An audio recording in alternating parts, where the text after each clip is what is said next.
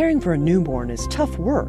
This mom pays special attention to her little one during bath time. Did you know the first 5 years of a child's life are important because they lay the foundation on which everything else follows?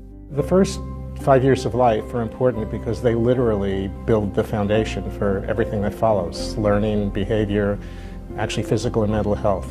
As the founding director of the Center on the Developing Child at Harvard University, Dr. Jack Shonkoff is an expert on brain development. Years and years of research have actually brought us to a very simple conclusion about what we need for children to develop in a healthy way. Children need stable, warm, nurturing relationships with a relatively small number of adults, and they need a variety of rich learning opportunities to allow them to explore and to kind of figure the world out. While the science is clear, the challenge is how to help parents. Some of them are surprised because some parents think that it's okay to put their child in front of the television and let them learn from various television shows, cartoons, and they think that that's cute. However, we say the television is not what the child needs right now. They need that human-to-human interaction, which can be provided in a story. Dr. Jared Patton, a pediatrician at Lehigh Valley Health Network in Allentown, explains it doesn't matter if the parent can read or not. One of the things that we look at early on is if a child is handed a book, let's say at 1 year of age, do they take it from you and look at the pictures, or do they put the book in the mouth? If they're putting the book in their mouth, that is a key indicator that they may not have early literacy skills. Jack Shonkoff presented his research at an economic summit on early childhood investment in Harrisburg, Pennsylvania. He used numbers to help explain brain development. The first number is 700 per second. That is the rate at which the brain is making synapses, or connections between cells, during the first 4 or 5 years of life. That's when basic vision and hearing develop, followed by language and higher cognitive function like hand-eye coordination.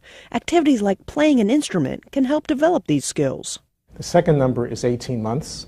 That's the age at which we first start to see differences in developmental test scores based on social class. The third number is 2 to 1. That's the ratio of the size of a vocabulary of a 3-year-old who's grown up in an economically secure family where both parents graduated college, compared to the child speaking vocabulary who's grown up in a family in serious poverty where neither parent graduated high school. The reason this is important is because speaking vocabulary, the rate at which children develop words, is a very strong predictor of literacy, and which obviously is a very strong predictor of economic productivity. The fourth important number to know is 90 to 100%.